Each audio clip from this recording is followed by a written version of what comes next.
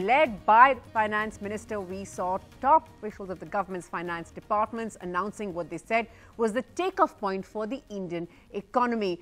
2,11,000 crores for recapitalizing government banks that currently face bad debt, worth some 700,000 crores. Facing acute criticism, which has been growing over growth slowdown and creating few jobs, the government's also announced a massive road construction program called Bharatmala, but many, of course, are asking if this is old wine in new bottle. इस detailed presentation के बाद ये तय हुआ कि सरकार को एक बड़ा कदम, a bold step should be taken by the government to address this problem. और 2,11,000 crore, 2,11,000 crores is the capital which is intended to be now inducted further into the banks. This, of course, will be accompanied by a series of banking reforms. This will improve the lending capacity of the banks. Well, we're going to go across to my colleagues Sunil Prabhu and Onitom in just a bit, but let me just introduce my panel at this point. I'm joined in the Delhi studio by Pawan Khera of the Congress. Also, Mohan Daspai is joining us this evening on Skype from Singapore. Let me just get started with you, Mr. Pai, first. The government, of course, feels that there is a need to send out this message now loud and clear that they're doing everything that they can. Just look at that. Just look at that press conference. The finance minister, surrounded by these top officials of various finance departments, they kept talking about, that the fundamentals are good of the Indian economy, but all is not well, is it? I mean, look at growth. We know about the GDP numbers, even as they are being debated. But the focus, of course, has been jobs. Well, let me say this. Last quarter, the June quarter was a bad quarter because of destocking, and the economy has come back somewhat in the quarter July, August, September. Nomura just released a report saying that GVA growth is going to be 6.3%, and in the first 3 months, the average taxation under GST has been 93,000 crores. So I think it's not as bad as some Cassandras make it out to be. The problem has been that there is lack of private investment. And private investment is low primarily because of the lack of demand. For example, there's over-investment in power. There is over-investment again in parts of the port area, and there is over-investment in iron and steel. So iron and steel and power are the major cause of NPA, along with infrastructure. The infrastructure area is being solved. I think 6.3 is pretty good. So we could end for the full year with maybe 6.5, 6.7, and that's what the IMF and others are saying. And that is not bad, considering that the global economy is just now starting to come back again. Our major challenge will be reviving investment again, for which public investment through roads and infrastructure will be the key. India requires 6.5% of GDP to be invested in infrastructure, is investing 4.5%. So we need to accelerate that. And right now, with many broken companies, because of various reasons, the only out is the public sector, which the government is trying to do. So I think we are all hopeful it is not as bad as people think. Now, as far as jobs are concerned, I just met some policymakers and told them that we are not counting jobs. India has 100 million people on payroll. If you look at all the government data, we are working to come out with a set of data which will give you the jobs along with CMIE. Hopefully in the next 1-2 months, the job should be out so that we'll stop this debate about lack of jobs. The question is, are we producing enough jobs to meet our needs? That we are not. But there certainly is some 5 to 6 million jobs being created every year. Okay, but it's interesting you mentioned CMI because, they've got an article in today's Business Standard, where they were talking about a consumer confidence study conducted, and they show that there are poor expectations from the future. But just stay with us then, come in here. Okay, I mean, we're looking at, of course, the economy for the last several weeks and months now. What you heard there, I mean, the intention might be all right, but we, of course, even as we wait for details on just how they're going to get this spending going, and of course, not very clear on job creation also. How would you respond to what Mr. Pai? No, I agree with Mr. Pai. The situation is not as bad as it thinks. It's worse. Mr. Pai, we were told that demonetization would capture a lot of idle money in the country, in the banks. Why do you need the banks to get recapitalized? And where will that money come from? More taxes? More cess? What? Where from? Why should the people of India pay for the people who have defaulted these big loans? Why? I don't understand this. And where will that money come from? May I didn't interrupt, so please let me complete.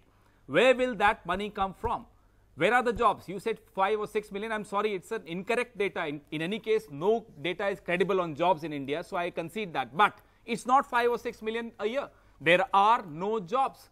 Where is the confidence? What relief today was given to the people impacted by faulty implementation of GST, for example? Traders were with bated breath looking at the television thinking that there's some relief. The government was again doing what it's best at, headline management. There is nothing in what was declared today which gives relief or a smile on any face in the country, barring some people sitting who have no idea what's going on in the PMO or in the Finance Ministry. Okay. Only last week, the Prime Minister's Advisory Council was very clear that public spending is not the way ahead. Today, the Finance Minister says public spending is the way ahead. I'm sorry, the left hand doesn't know what the right hand does. Let me just respond to that. Let me respond to that. But first, Mr. Pai, before you respond to that, I just want to go back to that issue of jobs. Of course, there is no reliable data. You in the past have also disagreed with the Labour Department. That's the Government of India's own data on jobs, saying that also is not good enough. So if you can't go by what the government says on job creation, who do we listen to? Natasha, the Labour Department does a thin survey now of 10,000 companies. I don't know how many respond. They only talk about 8 industries. If you look at the Provident Fund account, EPF, where people pay a monthly contribution, and if you look at the new accounts, that is about 2.5 to 3 million accounts that are coming in. Then if you look at the private Provident Fund, that is another 8 to 9 lakhs a year. Then if you look at the sale of vehicles and see how many jobs are creating by the sale of vehicles, all that adds up to 5 to 6 million. Sadly, this government and the UPA government both did not count jobs. There are 100 million people who pay social security contribution every single month. The EPF has about 11 lakh crores of money and they get 1,50,000 crores. This is not funny money, Pawan. This money is actually coming in. The NPS gets so about what is the job scenario then? What is the job scenario then? If we have nothing to go by, then how can we say that they're doing? How are we putting a number on this? Natasha, let me explain. We need 17 million jobs a year for the country, 17 million, because 24 million young people attain the age of 21 every year. We need 17 million, and we are producing 5 to 6 million. So we are short of 10 million. That is the problem of India. Not that we're not getting jobs. We are not getting enough jobs because investment in the private sector is not taking up because of huge NPA. And all the loans given 4 to 5 years back have become NPAs because they were given to cronies. You see the list of the top 10 NPAs.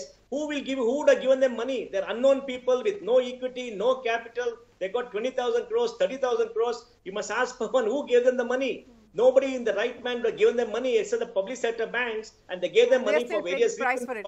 Okay, I want to get into the details of that in just a minute. Let me just go across to my colleagues Sunil Prabhu and Oritam who are joining us for more on this, tracking all this that has happened. Sunil, let me just come across to you first. Now, we're looking at what they had to offer banks, and that 2.1 lakh crore, of course, is in big focus. But there is still no detail on where this is going to come from, is there?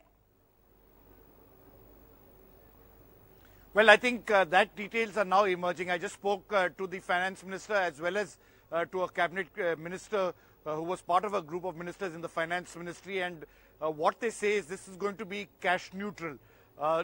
They say if banks require 10,000 crores, the government will issue sovereign bonds and banks will buy it, and they will be of course at the rate, the given government rate, which is at approximately 7%.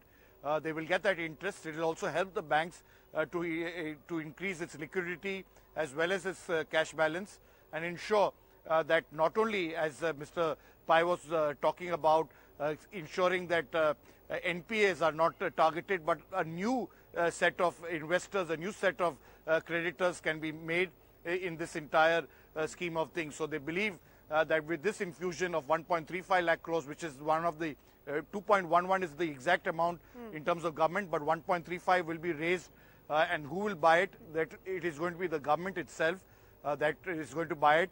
Of course, there's a debate also, Natasha, about the fiscal deficit, whether it meets that target. But nevertheless, the government believes it's a win-win situation. Right. This will help infuse growth and then hopefully jobs in the long run.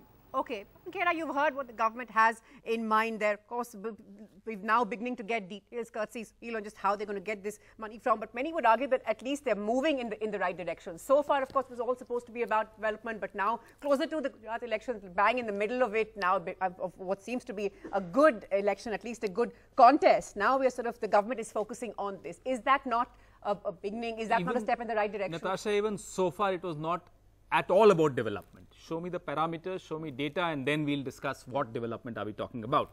For the first time, the government has acknowledged, well, everything is not all right with the economy. That's the only advantage I see in what happened today. With all those silly PowerPoint presentations, I don't know which stenographers of which channels get impressed by these PowerPoint presentations. I'm sorry, the common man on the street, the trader, the farmer, the unemployed youth does not get impressed by these PowerPoint presentations. In fact, the PPP is now PowerPoint presentation for this government. The point is, they have only today acknowledged, 3.5 years down the line, they've acknowledged that they've collapsed, that the economy is not doing as well as they kept hyping up all these years that, oh, everything is hunky-dory. Everything is not hunky-dory. And there is not one strategy in place to A, start criminal proceedings against those who default, B, get jobs from. Where will you get these jobs from? Now, there are no answers. What will you do to reform the faulty implementation? Of course, go back more than just 3 years. I mean, there have been. I agree. I'm not saying that. But here was a government which has further derailed the GDP. And they kept making fun of Dr. Manmohan Singh when he was laughing, when he was actually very, very sad at the demonetization. Okay. That it will impact the GDP by 2%, and it has done that. Okay, I know that Mr. Pai, you can laugh, Mr. Pai, but people are crying in this country. I'm sorry, I'm shocked at your smile. Okay, let me just okay. We'll just crying. That is your state. No. Just stop it. Stop it. Be sensitive to the traders of this country. Don't laugh. Okay, Sunil Alag, let me get you in. Let me get Sunil Alag in. Of course, he's a member of FICCI, an independent marketing consultant. Mr. Alag, how do you see the criticism that one is now hearing? Have they? I mean, they've woken up too late. Is it old wine in a new bottle? How much of this is to do with the fact that GST and demonetization, supposed to be the big-ticket economic reforms, haven't gone down at all as was planned? And no mention of that today, of course. No, but look. No, but I don't want to get into the political debate that Congress did it or BJP did it or anyone else did it. Look, there were 2 or 3 issues that I've been raising over the last couple of months. GST is a damn good move. The process has not been perfect. No move in India has been perfect. Everybody in the country, we are a country that loves to actually incentivize anyone who goes around the law. Please understand that much. Anyone who goes around the law is lauded in the society circle. Arey yaar, how did you do it? We need to do it. Look, GST has been introduced by a person who is committed to getting the nation on a reform that is supposed to be honest on everybody. One, there were 2 or 3 things which I've been screaming about for the last couple of months. One is banks have stopped lending to the small scale because they have been all saying, look, how do we move forward? The second is there is a lack of consumer demand which Mohandas Pai has raised. And the third, as far as I'm concerned, is the fiscal deficit is of least importance as far as I'm concerned. All the economists in the world are talking about, you've got the Nobel laureate saying demonetization was a great idea. The latest economics Nobel laureate says demonetization was very good. And John Galbraith has said, economics has been made for economists here as well, who have, for every economist, anybody wants to say, one second. One second. Yeah, okay. One second. Yeah. 1 second. Once you get my point, the jobs are going to be created by only infrastructure. Here comes a finance minister to say he's going to build roads. Does anyone understand how many jobs is that going to create? Okay, I just want to do the number. I'm glad you bring that up. I just want to do some number crunching. I just want to do some number crunching on what I understand. So they say 14.2 crore man days of work. And from what I understand, if manual workers work 300 days per year, that is around 4.7 lakh workers working full time. And if this is over 5 years, again, my sense is that this is all of this was over a period of 5 years. So a lakh of jobs every year at a time when we're told we need to create some 10 lakh jobs a month. Will that be enough? Mr. Allah, quickly, and then I'll get the others in. No, look, never has there been an infrastructure thing of going all the way to the villages. Here is a government which has announced that they are going to go all the way to the villages. They're going to build roads all over the place. And they've said that starting now, it's going to spill over into next year. Please listen to what the finance minister is saying. Okay. I agree that, all right, enough jobs have not been created. I'm the first one to say it. But here's a government that is planning to do it. Does the Congress have any better way of doing it? Let them make a suggestion rather than just standing up and criticizing. And to say that, look, this is all nonsense, is all rubbish as well. Here's a government and GST. Every month, my last point, every month there are changes in GST. And on the top of that, when you say a government is flexible, you want to criticize it for flexibility. But when shouldn't it's not have been flexible, better thought you want out. to say We it's know what it has inflexible. done. We Make know up your what mind. GST They are and listening to demonetization have done. everyone. I take your point that they might be well-intentioned. I'm sure they are. They have been praised. But the rollout and the impact that they have had. Right, and they're correcting themselves. That's my point. Okay. My point is, here's a government that is correcting itself. Okay.